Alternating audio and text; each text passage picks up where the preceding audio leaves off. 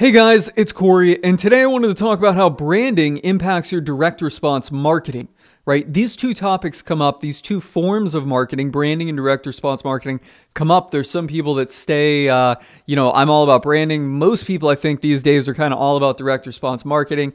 But then there's always like, well, is branding just a total waste of time and money in this direct response world, particularly for those of us that live online? So I wanted to jump in and talk about that. So let me pull up my handy little Zoom board here. There's my Zoom board. And there's my control tool here. And let me just put these on the screen. You have branding, and then you also have direct response, right?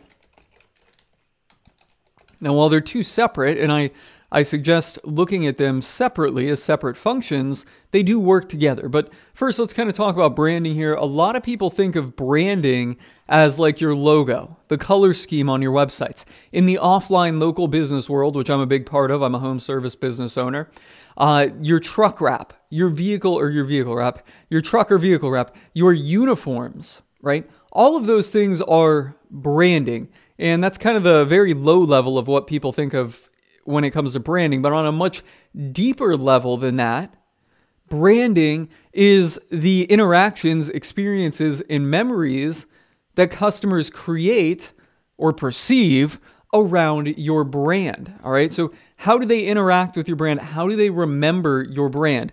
And there's a lot of companies out there that do a very good job of this. One of them that I know is Pepsi. Right? So Pepsi sponsors, they used to sponsor a lot of NASCAR events. Now they sponsor other sporting events.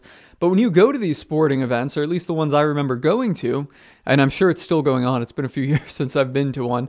But when you go to them, they had this whole Pepsi area with all kinds of interactive stuff and experiences and some types of autograph signings, right?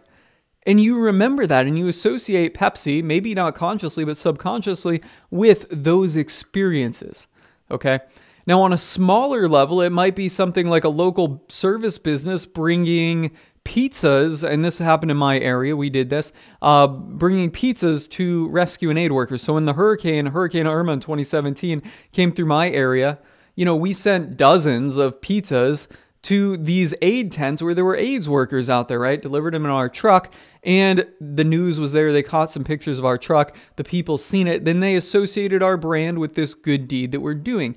That's branding. There's no direct and measurable outcome. It's kind of one of those things that you have to do, and you kind of have to rely on it, right? Just kind of go with your gut and be like, hey, this is enhancing our positive, or our image in the community, or our image in the marketplace, our image with our audience. And there's some ways of doing it, but none of them I will say are very good, right? There's customer surveys or audience surveys or focus groups, right? How often do you remember this brand? Or you'll see on Facebook sometimes, or not Facebook, I don't know. There's some other advertising platforms out there that will say, which one of these companies do you remember seeing? And what they're trying to do is measure the impact of branding that their ads had on that, or that the ads on their platform had on the companies that are advertising there, right? But none of those are incredibly scientific. It's not like direct response where it's like, all right, 10,000 people seen it, 100 people clicked, and then 3 people bought it. It's not directly traceable like that. So that's kind of where the two run different. And I explained what branding is, direct response obviously having one outcome that you're trying to measure. And that's the number one mistake people make. I have a whole video on this. The number one mistake amateurs make with direct response marketing is not having one clear and measurable outcome. So you either want to do one or the other. And I see a lot of people that try and kind of do something that's like direct response, but maybe branding, you know what I mean? So I like to keep them two separated, but here's how they work together. Okay. So let me show you, I'm going to show you guys 2 examples of this. First, I'm going to pull up my framework here, the market domination method framework. And, when you're seeing this is the process that I use for driving leads and sales and business, ultimately in a home service company, right? It starts with identifying your profitable projects and customers, right? So your avatars type of stuff, building your brand image. That's way down here. And this is your logo, your vehicle wraps, etc. Right? And that kind of resonates through up here to Lead Machine website, right? And you work bottom to top in this process, right? So you can get all that stuff down first, and then, so you have a good brand image essentially. And then you go into your direct response marketing mechanisms up here, right? And I recommend that everybody has their branding, at least their brand image in place before they go into direct response marketing, okay? Now we're still talking about other things, or I mentioned other things like community involvement, you know, dropping massive mailers, sponsoring sporting events, right? All of those other things are branding on a deeper level that create those memories, right? So how do they fit into this diagram if we're going, you know, from bottom to top and building a premium brand image, right? And this is going to be your logo and the stuff that you actually create, building the social proof, and then your logo, vehicle wraps, color scheme, that all gets wrapped in your website, right? So you do that first, then you set up your direct response mechanisms. Well, where does all of the branding activity come into place? Well, that would be up here. And let me see if I can draw it real quick. I can't draw it in this tool. Let me close out of this. Let me go into my Zoom. Or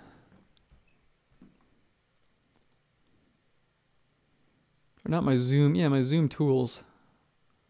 All right, so if I come in here, I'm not the best at this. We come in here.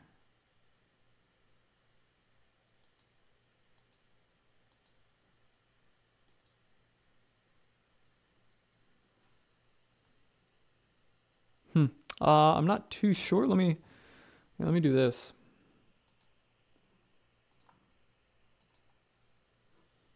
There we go. All right, now I can annotate. Cool. So if we were to draw, you know, where your branding impacts and how it fits into this whole thing, I would draw it up here like the sun, okay? Because now all of your branding activities that you do and your community involvement and sponsoring events, etc., charitable giving, charitable activities, all that stuff happens outside of your actual marketing system, but it warms up the whole process. So it's kind of making everybody aware of it. So as people are getting caught up in the direct response marketing, they respond better. They sell at a higher price. They're more likely to pay more for your services. They close better, etc. So what I'm saying is you set up your whole marketing system, starting with your brand identity, is essentially what we're covering down here. Build your direct response marketing, and then everything else that you do for branding up here essentially just incubates it, right? So think of it like the sun because it warms up your whole marketing system. That's one way of looking at it. Now, another thing we can do here is we can draw this all out. Being careful with what I'm doing here in this tool. And let me get that whiteboard back up.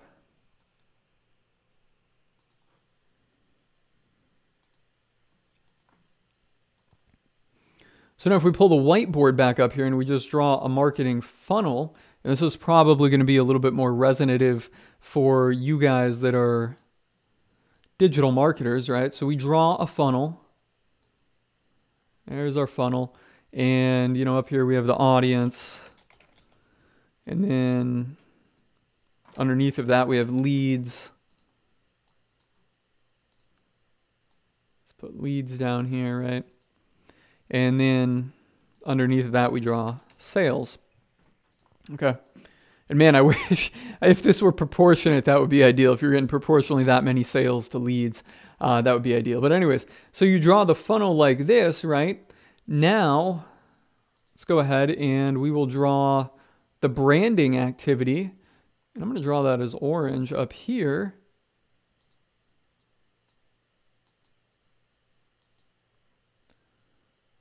Move that out of the way. And make that orange. Didn't go, but we're just going to leave it as it is, right? This is like the sun warming up your whole funnel. So everything that you do that has no direct response purpose, that is purely branding, and that's intended to create those memories in that recollection and interaction with your brand and customers, that stuff warms up the whole direct response marketing funnel, right? So if you've got good branding in place, then what can you expect? Well, you can expect leads at a lower cost. You can expect sales at a lower cost. You can expect a higher conversion rate, and people that'll pay a premium. So let's note that stuff out real quick. Lead cost, sales, right?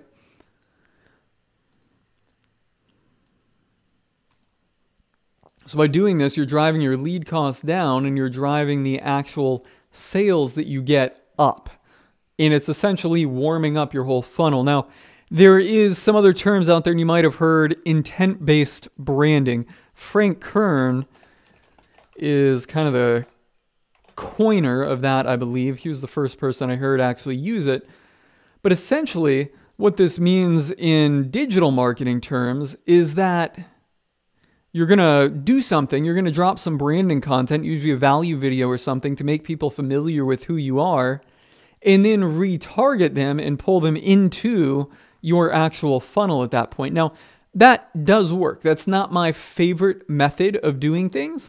I don't like to start with the intent-based branding. I follow the method here, and I apply this in my digital world as well. Create your brand identity, then set up your direct response marketing mechanisms, okay? And then after that, once you've got your direct response marketing mechanisms in place, then, and I don't know if you guys can see this here because I've got the, I don't know if you guys can actually see this, but once you've got the direct response marketing mechanisms in place, then start branding and working on the whole audience. Everybody that could get them. I don't like to do it first where we build an audience that's branded and then start running our direct response. So I'd like to go in the reverse phase of this process, get the direct response, make sure that our funnel is working, make sure that our offer is working, and then start warming them up with branding. And again, that's stuff that's creating memories, impacts, people are remembering, all right? And it's evoking thoughts, positive thoughts with your brand, and that's what they're associating your brand with.